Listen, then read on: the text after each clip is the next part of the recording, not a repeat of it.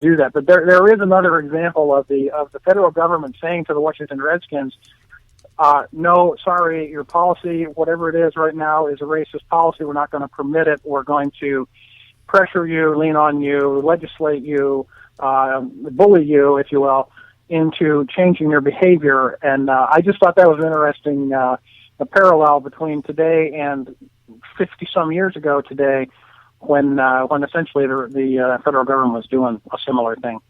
Just thought I would bring that up. Absolutely. You know what else you can bring up? Redskins. I'm going to make sure. That's right. I was joking with somebody. Right. I said, you know what? I'm going to go out of my way to find a reason to mention the Redskins every single day of my life, just because it drives me nuts from both the sports aspect and look, since you brought it up, I'll go here.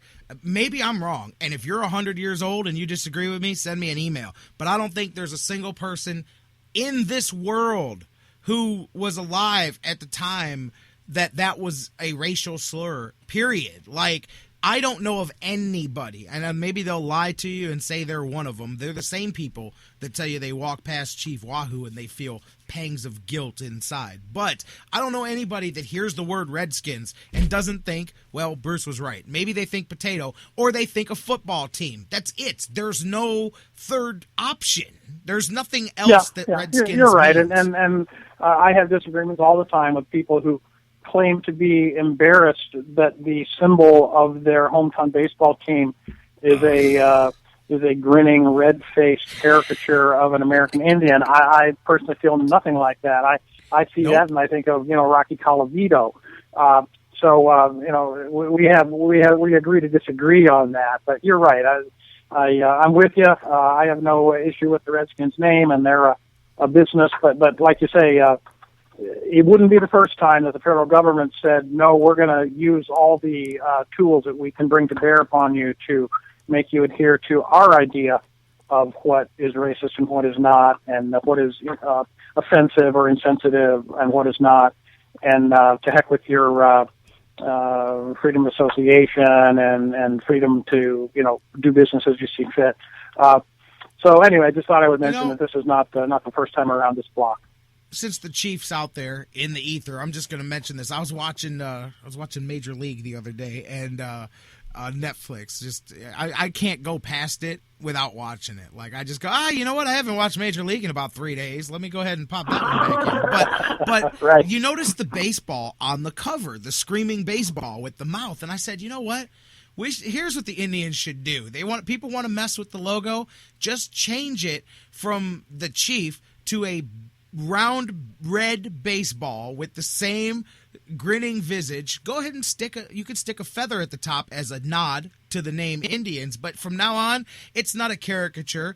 It's just a red baseball grinning with a feather coming out of it. But I'm saying there's got to be a way. It happens to have a feather in its cap. Happens to have a feather there. But I'm just saying, no, there has to be a way that you could tweak that and shut people up and say, look, man, here, are you happy? But it just... did you ever read that article that I mentioned 2 weeks ago on ESPN about the Chief? I don't believe I did see that. No. I don't remember even talking with you about it, to tell you the truth. Oh, man. Well, I mentioned it on the show. You're right. You weren't on the show that day. It was less than 2 weeks ago. ESPN had a full-length editorial kind of commentary feature about Chief WAHOO, and they did it. This is my favorite journalistic trick, is they did it from the guise of reformed criminal turned good guy. The guy who used to love the Chief, who couldn't imagine his life without the Chief, who has now come to realize the error of his ways and the harm that he's causing other people every time he looks at the Chief. And he proceeded to talk about how the Indians are embarrassed of it, how in the organization there's a secret mission to eliminate the Chief, and they've gone out of their way to get rid of it, and all this, and then how he walked past the Chief in the hallway. There's like a picture of the Chief on the wall in Progressive Field, and he walked past it, and he got pangs of guilt in his stomach as he looked at that grinning Chief and realized how many people it hurts every time he looks at it. And that was the gist of this whole article. I was like, get out of here. But they did it from the guise of the guy who used to like it, who doesn't, so that you could feel okay to feel the same way. Oh, well, he used to like it. I used to like it. Maybe I should change the way I think, too. Well, yeah, and I understand that. And I have friends, and I have fellow Cleveland fan writers, Andrew Clayman among them, who's a wonderful writer and a good guy, who has written compellingly about just that very thing.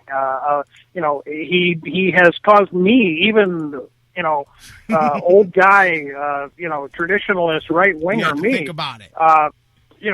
To have some second thoughts about it, to understand that for some people it really is embarrassing, and the embarrassment they feel is real. So you want to be open to consider the other ideas, and I can recommend no better piece on the subject than Andrew Clayman's, who, as I say, is a very fine writer and a guy that I respect a lot, who just has a different view of it than I do, and I respect his view. We still do not agree. I believe, we have a finite amount of outrage and indignation about the injustices in the world. And right now, Chief WAHOO is a logo the Cleveland Indians is about number 467 on my list of things that I can be outraged about. It's so far down the list, it is out of sight. And there's just so much else wrong in the world today that I cannot muster any indignation about it. Just don't have any. My reservoir is full of other things to be outraged about. So, but other people feel differently, and I guess I respect that. I don't know, man. I know there's a lot of recovering alcoholics that may be offended by the Brewers because it just reminds them of such a bad time in their life. But I got really, and then large people hate that name, the Giants. The Giants. Just insensitive. It's just insensitive. So anyway, yeah. Let's not even talk about the fish. I mean, Marlins, Dolphins. There's a lot of fish that could be definitely not happy about their affiliations. Fish have feelings too. Fish are friends, not food. I've seen Finding Nemo. But anyway, Steve Wolf was the guy that did the article I'm talking about. I pulled it up here, and it's full of quotes from that editorial in the Plain Dealer back in February, where they also said it's time for Cleveland to move on. And here's the thing: is the headline would make you think that the Indians are 100% moving WAHOO out by choice, which I know that they are secretly trying to do that. But change is happening in Cleveland. Cleveland Indians say goodbye to Chief WAHOO. And I'm like, well, they haven't exactly said goodbye because they know that would tick enough people off that they're trying to keep the 11,000 people currently buying tickets happy. Because let me tell you, of the ones that are left, they all love the Chief. That much I can tell you. Yeah, sure. and they don't. They're moving away from it enough that they've taken it off the left sleeve of every uniform. Exactly. It's still there every day on it's every just off game the hat. On every player's uniform. So they haven't backed off of it all that darn much. They do not use. They have definitely in their advertising, their graphics, their promos, it's all everything else. They've de-emphasized it big time. They tried that stupid capital I, script I, a couple of years ago. Now they're back to the Red C. But they've de-emphasized it in all their promotional material. And it is no longer, in many cases, the official logo of the team that you see up against the other team logos. They're using that Block C now on like MLB and other places. It's still on that uniform sleeve every day, every game, home and road.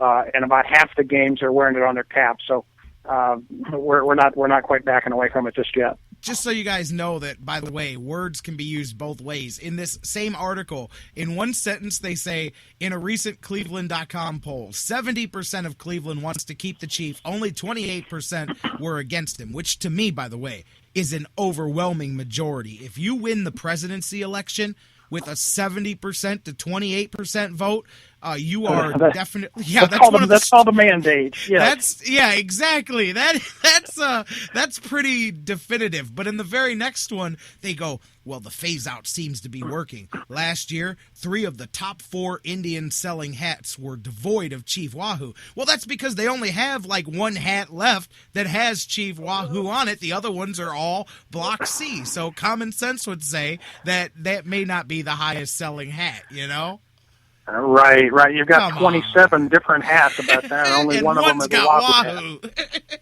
And it's still fourth. It's still in the top 4. There's one of all your hats that have Wahoo, and it's still top 4. And the way they said 3 of the top 4 makes me believe that the Wahoo hat is number 2. And they just didn't want to point that out, so it sounded better to say 3 of the top 4. But anyways, that's just, it's funny. Check it out. It's Steve Wolf did it. It's only been up.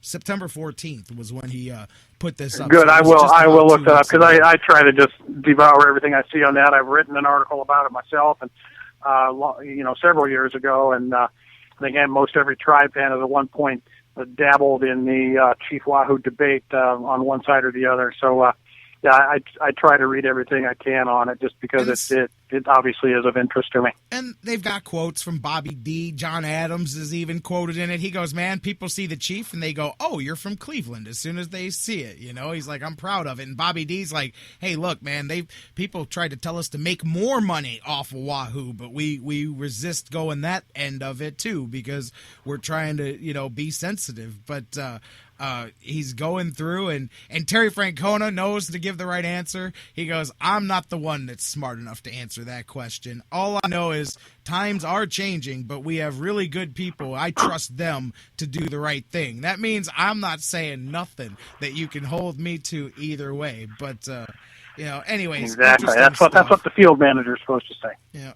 I get a kick out of it, because even Redskins, which I think is more divisive to people than the Chief, when you see numbers, and I see it with the Redskins too. I'm not going to give you an exact percentage, but the last poll that I saw was pretty much 70-30. It was right around that same percentage.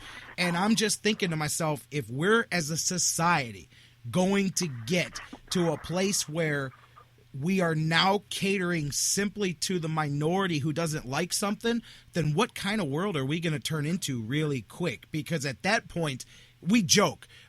Bruce in the chat room said, I don't like religion, so the Padres offends me. When we're joking, but if you're going to get to that level, that's exactly where you're going. Yeah, you're right. It's it seems as though we're almost to the point now in this country where we're going to be burning books because someone is offended by something that's in them. It's ridiculous, and it's probably wise for you to not get me going on that topic. You know it. Burning books. That's a good point, though, man, because that's what people did when they said, well, you shouldn't be allowed to read this. I mean, I believe that I should be allowed to choose what I read and what I don't. That's where that FCC thing got me hot when I saw that. I'm like, look, you want to tell me I shouldn't use it? That's fine. You're going to tell me I can't use it? I'm gonna fight you back on that one, because now where are we going at this point? Because next thing you know, you'll tell me that you don't like the word Saturday, so we're just going to take it out of the dictionary. I'm just joking, but I mean, there's no limit. Like, once you go there, you can go anywhere. You can just go anywhere. Well, and people that are, it is censorship, and then people that say we don't have censorship in this country. Well, of course we do. I mean, we have certain kinds of censorship, especially over the broadcast airwaves, where Channel 5 in Cleveland is not allowed to show Debbie Does Dallas at 4:00 in the afternoon. We censor ourselves for all kinds of reasons that make sense for society and our own societal health, but. When there's a word like that, which is relatively, innocuous, that some small group of people has decided is offensive, not to them, but to somebody else, maybe, but therefore it cannot be said, then we're crossing a line that is pretty dangerous for what we call the First Amendment around here.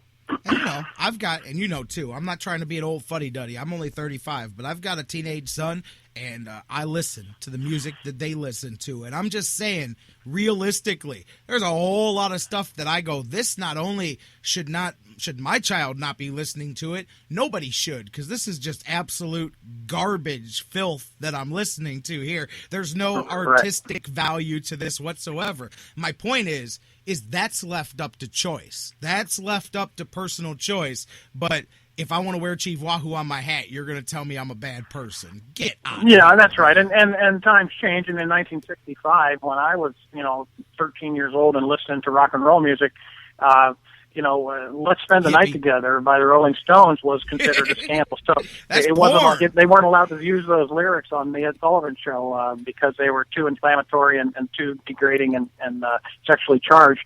So, things do change, but the arguments are the same. It's just the examples are different. Oh, yeah. I mean, you ever watch those documentaries where they